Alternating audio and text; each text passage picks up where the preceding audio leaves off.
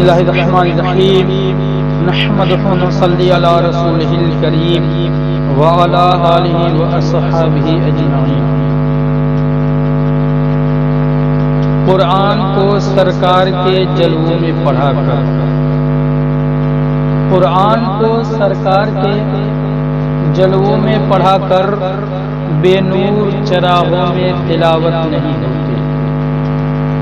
قرآن کو سرکار کے جلووں میں پڑھا کر بے نور چراغوں میں تلاوت نہیں ہوتی،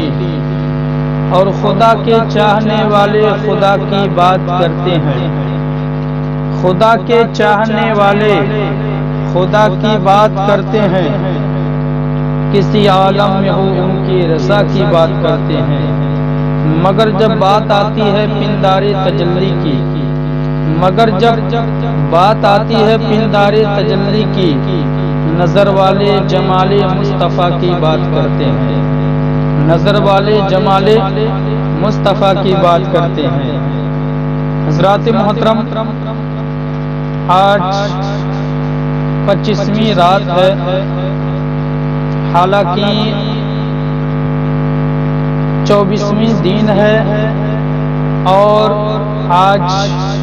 بڑی ہی افسوس کے ساتھ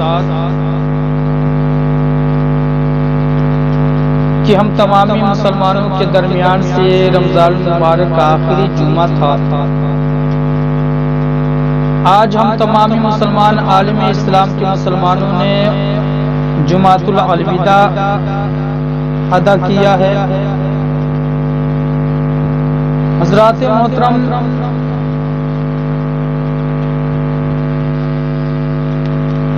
لوگ بولتے ہیں رمضان مہمان کی طرح تھا، آیا اور چلا گیا، لیکن یہ بھول جاتے ہیں مہمان رمضان نہیں، مہمان تو ہم لوگ ہیں، اس لیے کہ رمضان تو پھر اگلے سال بھی آئے گا، لیکن یہ ضروری نہیں کہ اگلے سال ہم لوگ رہیں۔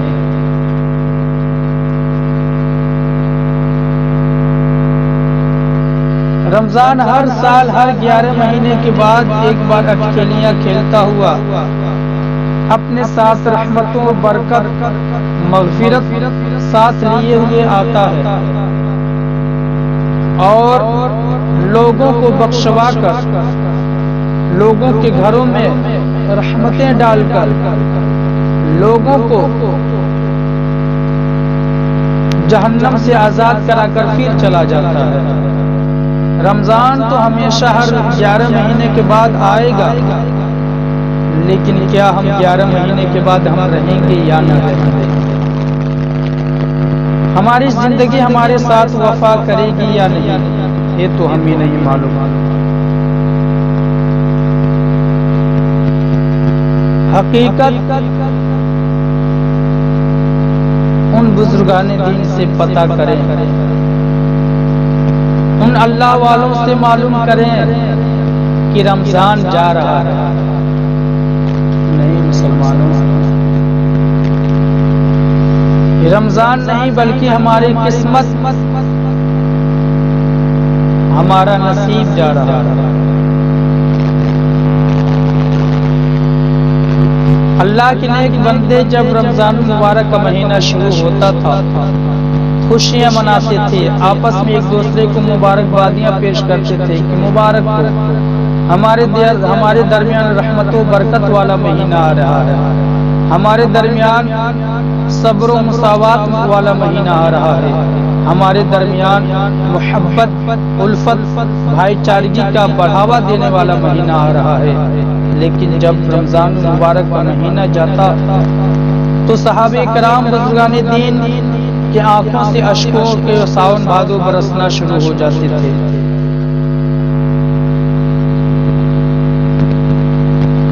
کسی بزرگان دین لوگوں کو اپنا چہرہ نہ دکھاتے تھے کہ کون سا منہ لے کر جائے، کہ ہم نے رمضان مبارک میں بھی گناہوں کا کام کرتے رہے، لیکن افسوس سدا افسوس کہ بزرگان دین حالانکہ ان کا ایمان ہے، ہمارا ایمان و یقین ہے کہ جنت انہی کے لیے بنی ہے، لیکن اس کے باوجود بھی شرمندگی محسوس کرتے تھے، روتے تھے۔ اور آج ہم خوشی منا رہے ہیں کہ چلو رمضان المبارک آخری ہفتہ تھا، آخری جمعہ تھا، یہ بھی چلا گیا۔ بہرحال حضرات محترم، آج 25ویں رات، کل پچھلی رات یعنی 24ویں رات میں بتایا تھا کہ قرآن کریم حضور صلی اللہ تعالی علیہ وسلم کے زبان مبارک میں نازل ہوا، اور اس زمانے میں بھی دشمنان اسلام، دشمنان قرآن تھے، لیکن اللہ کا مقدس قرآن کافروں کو چیلنج دیتا رہا کہ اگر تم مجھے اللہ کا کلام ہونے میں شک کرتے ہو تو مجھ جیسا کلام لے کر آؤ۔ بولیے، بتائیے نا، میں کچھ کام کر رہا ہوں، یہیں پر میں کام کر رہا ہوں، بولیے نا۔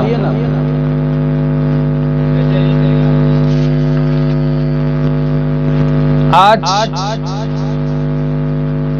قرآن کی ترتیب و جمع کے تعلق سے باتیں بتاؤں گا کہ قرآن کس طرح ترتیب ہوا، قرآن کو کس طرح جمع کیا گیا۔ حضرات محترم، بڑی تیزی کے ساتھ وقت گزر رہا ہے، 5:45 ہو گیا، اور آج افطار کا ٹائم 6:34 پر ہے، تو بڑی تیزی کے ساتھ سرسری نظر سے سناتے چلو۔ قرآن کریم کی جمع و ترتیب، اس کی تعلیم و تعلم اور تفسیر و بیان کا کام خود حضور علیہ السلام ہی کے زمانے میں شروع ہو گیا تھا۔ آپ نے تقریباً 13 صحابہ کو وحی لکھنے کے لیے مقرر کر دیا تھا، جن میں حضرت ابو بکر، عمر، عثمان اور علی رضی اللہ عنہم کے علاوہ حضرت زید بن ثابت، امیر معاویہ، حضرت زبیر رضی اللہ عنہم بھی شامل تھے۔ اور حضور علیہ السلام کا طریقہ مبارک یہ تھا کہ جب بھی وحی نازل ہوتی تو آپ ان صحابہ کو حکم فرماتے کہ اس آیت کی فلاں صورت میں فلاں آیت کی بات لکھو۔ اکثر صحابہ اس کو زبانی یاد کر لیتے تھے، اپنے اہل و عیال کو سناتے۔ جب بھی چند صحابہ ایک جگہ جمع ہوتے تو ایک دوسرے کو سناتے، اسی انداز اور ترتیب سے پڑھتے جو نبی کریم علیہ السلام نے بتائی ہوئی تھی۔ ایک قرآنی آیات اونٹ کی ہڈیوں پر، کھجور کے پتوں پر لکھی جاتی تھی۔ اس زمانے میں آج کل کی طرح کاغذ قلم دوات تو تھا نہیں، لیکن اس زمانے میں بھی پڑھائی لکھائی اور پڑھائی کا کام ہوتا تھا۔ اس زمانے میں بھی حضور صلی اللہ تعالی علیہ وسلم حکم دیتے، صحابہ کرام اونٹوں کی ہڈیوں پر، کھجور کے پتوں پر قرآن شریف کو لکھا کرتے تھے۔ اس زمانے میں کاغذ قلم نہیں ہوتے، تو اس زمانے میں کھجور کے پتے کو ہی کاغذ بنا دیا جاتا تھا۔ تو اس زمانے میں اونٹ کی ہڈیوں پر، کھجور کے پتوں پر لکھی جاتی تھی اور مختلف لوگوں کے پاس محفوظ رہتی تھی، لیکن ترتیب کا دار و مدار حفاظ پر تھا، یعنی جو لوگ قرآن شریف کو یاد کر لیے تھے، اور حفاظ اس قدر کثرت سے تھے کہ ترتیب میں کسی قسم کی غلطی کا تصور بھی نہیں کیا جا سکتا۔ جیسے آج کل اگر چند حافظ، جتنا اگر کچھ حافظ جمع ہو کر مل کر قرآن کریم کا نسخہ تیار کریں تو اس میں کسی قسم کی کمی و زیادتی کا وہم و گمان بھی نہ ہوگا۔ وحی نازل ہونے کے بعد، یعنی وحی جب حضور صلی اللہ تعالی علیہ وسلم پر اللہ تعالی جبریل علیہ السلام کے ذریعے، جبریل علیہ السلام کو قرآن شریف کے کچھ آیت دے دیتا، جبریل علیہ السلام حضور صلی اللہ تعالی وسلم کے پاس تشریف لاتے، سناتے، تو اس کو وحی بولتے ہیں۔ وحی نازل ہونے کے بعد نبی کریم علیہ السلام اس کا مطلب و مفہوم بھی بیان فرما دیتے تھے، مثلا جب نماز کا حکم آیا تو طریق نماز اللہ کے رسول صلی اللہ علیہ وسلم نے بیان کر دیا، جب وضو کا حکم آیا تو طریق وضو حضور علیہ السلام نے سکھایا، جب تیمم کی اجازت ملی تو طریق تیمم آپ نے سکھایا۔ غرضے کی پورے قرآن کریم کی تفسیر حضور صلی اللہ تعالی علیہ وسلم اس کی وضاحت خود نبی کریم علیہ السلام کرتے تھے، زبانی طور پر بھی اور عملی طور پر بھی۔ آپ کا ہر ارشاد اور ہر عمل تفسیر قرآن ہی ہوا کرتا تھا، جس کو ہم حدیث کہتے ہیں، یعنی قرآن کی تعلیم تھی، اور اسی کے لیے آپ نے ہجرت کے بعد مدینہ منورہ پہنچتے ہی جامعہ قائم فرما دیا تھا، جس کو ہم جامعۃ الصفہ یا صفہ یونیورسٹی کہتے ہیں۔ غرضے کی یہ ایک عام بات ہے کہ نبی کریم علیہ السلام نے قرآن کی جمع و ترتیب، اس کی حفظ و تعلیم پر پوری توجہ فرمائی، اور صحابہ نے پورے جذبہ شوق و ذوق کے ساتھ اس کام کو کیا۔ صفہ یونیورسٹی کے طلبہ کا حال اور حدیث سیکھنے کا شوق اور اس کی مصروفیت کے سبب انہیں معاش حاصل کرنے کا خیال تک نہ آتا تھا۔ بہرحال قرآن کریم کے جامع اول، معلم اول، مفسر اول خود نبی کریم علیہ الصلوۃ والتسلیم ہیں، اور آپ کی ترتیب قرآن لوح محفوظ کی ترتیب کے عین مطابق ہے، اور آپ کی تفسیر قرآن مرضی الہی کے عین مطابق ہے، کیونکہ اللہ رب العزت ارشاد فرماتا ہے وَمَا يَنطِقُ عَنِ الْهَوَىٰ إِنْ هُوَ إِلَّا وَحْيٌ يُوحَىٰ، اور وہ رسول تو اپنی خواہش سے بولتا ہی نہیں، اس کا بولنا نہیں ہے مگر وحی کے مطابق جو اس کی طرف کی جاتی ہے۔ اور اعلیٰ حضرت فرماتے ہیں وَدَحَن، جس کی ہر بات وحی خدا، اس کی نافذ حکومت پہ لاکھوں سلام۔ اور ایک جگہ اعلیٰ حضرت فرماتے ہیں حضور صلی اللہ علیہ وسلم کی زبان مبارک کے تعلق سے کہ پتلی پتلی گلے قدس کی پتیاں، ان لبوں کی نزاکت پہ لاکھوں سلام۔ نبی کی کسی بات پر شک و شبہ نہ کرنا، کیونکہ ان کی ہر بات وحی الہی ہوتی ہے، جو کچھ وہ بتاتے ہیں خدا ہی کی طرف سے ہوتا ہے، جو کچھ سکھاتے ہیں خدا ہی کی طرف سے ہوتا ہے۔ نبی کو خدا نے اس لیے مبعوث فرمایا، نہ فرمایا کہ بس وہ خدا کا کلام پڑھ کر سنا دیں اور پھر امت کا اس سے تعلق نہیں نہ رہے، بلکہ ان کو خدا نے اپنی کتاب کا معلم بنا کر مبعوث فرمایا، یتلو علیہم آیاتہ ویزکیہم ویعلمہم الکتاب والحکمہ، اور رسول انہیں میں اس کی آیتیں پڑھ کر سناتا ہے اور ان کے دلوں کو پاک رکھتا ہے اور انہیں کتاب و حکمت سکھاتا ہے۔ خدا چاہتا تو دین کی ہر چھوٹی بڑی بات اپنی کتاب میں بیان فرما دیتا، لیکن ایسا نہیں ہوا، کیونکہ خدا کی مرضی یہی ہے کہ امت ہمیشہ نبی کی محتاج رہے۔ غرضے کی اس میں شک نہیں کہ قرآن کی حقیقی تفسیر وہی ہے جو نبی کریم علیہ السلام نے خود کر دی، نیز قرآن کی جمع و ترتیب کا دور اول وہی ہے جو نزول قرآن کا دور تھا۔ 23 سال کے ہیں دور میں جس قدر کام ہوا اس سے زیادہ ممکن نہ تھا۔ بقیہ کام کی تکمیل ان حضرات نے کی جن کے طریقہ کو اپنانے کا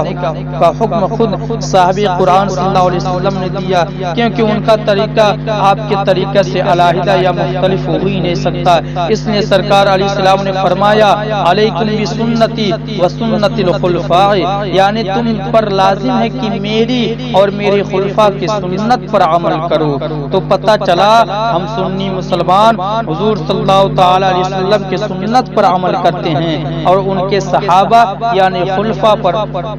کی سنت پر عمل کرتے ہیں۔ پس حضور علیہ السلام کے دنیا سے تشریف لے جانے کے بعد آپ کے پہلے خلیفہ حضرت ابو بکر صدیق نے اسلام کی دوسری خدمات کی طرف خدمت قرآن کی طرف بھی توجہ فرمائی اور حضور علیہ السلام کے کاتب وحی حضرت زید ابن ثابت رضی اللہ عنہ کو انجام دینے کا حکم دیا۔ حضرت زید رضی اللہ عنہ نے بیان کیا کہ یہ کام اگرچہ بہت دشوار تھا لیکن میں نے بڑی محنت و جان فشانی سے اس کو انجام دیا، اور صحابہ کرام کے پاس فٹوں،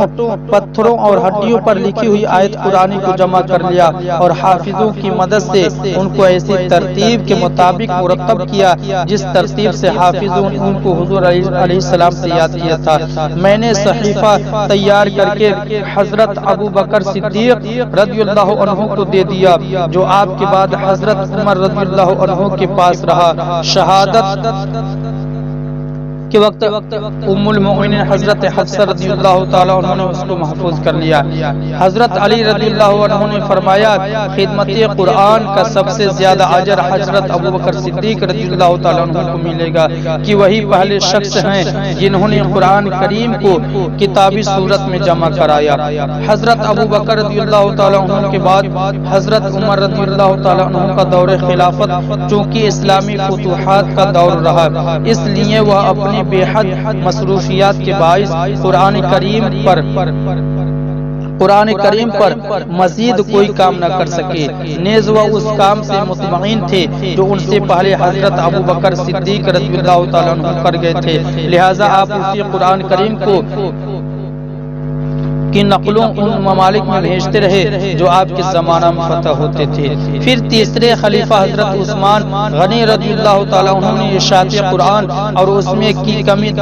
و زیادتی کے امکان کو ختم کر دینے پر توجہ دی۔ آپ نے بھی حضرت زید ابن ثابت رضی اللہ تعالیٰ عنہ کے سپرد یہ کام کیا اور ان کی مدد کے لیے عبداللہ ابن زبیر، سعید ابن عاص اور عبداللہ ابن حارث مقرر فرمایا۔ گویا آپ نے باقاعدہ محکمہ اشاعت و حفاظت قرآن قائم کر دیا اور قرآن کریم کے متعدد نقلیں کروا کر ان کو زیادہ سے زیادہ عام کیا اور حکم دیا کہ جن لوگوں کے پاس ہڈیوں، پتھروں وغیرہ پر قرآن لکھا ہوا ہے وہ اس کی تلاوت نہ کریں بلکہ اس قرآن کو استعمال کریں جو حکومت کی طرف سے جاری ہو چکا ہے، تاکہ قرآن کی ترتیب اور اس کے طریقے تلاوت میں کوئی فرق نہ پیدا ہونے پائے۔ خدا اپنی رحمتیں نازل کرے ان صحابہ کرام پر کہ ان کی محنت و کاوش ہی سے آج الحمدللہ ہمارے پاس اصل کلام الہی موجود ہے۔ قرآن کی حفاظت ہر دور میں مسلمانوں نے کی ہے، آج تک یہ اپنی اصل حالت میں ہے اور قیامت تک اسی میں کسی کمی کی زیادتی کا امکان نہیں ہے، کیونکہ اصل محافظ قرآن تو خود خدا ہے، وحدہ لا شریک ہے۔ اللہ رب العزت ارشاد فرماتا ہے انا نحن نزلنا الذکر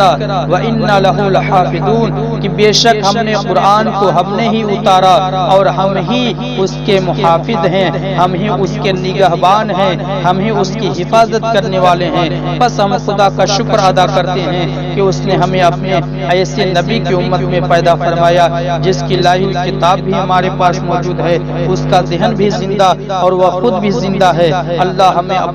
اپنے نبی کی اطاعت و فرما برداری اور قرآن پر عمل کی توفیق عطا فرمائے، آمین یا رب العالمین۔ وصلی اللہ تعالی علی خیر خلقہ محمد وآلہ واصحابہ اجمعین۔ ہے قول محمد قول خدا، فرمان نہ بدلا جائے گا، ہے قول محمد قول خدا، فرمان نہ بدلا جائے گا، بدلے گا زمانہ لاکھ مگر قرآن نہ بدلا جائے گا، بدلے گا زمانہ لاکھ مگر قرآن نہ بدلا جائے گا۔ وما علینا الا البلاغ۔ السلام علیکم ورحمۃ اللہ تعالی وبرکاتہ۔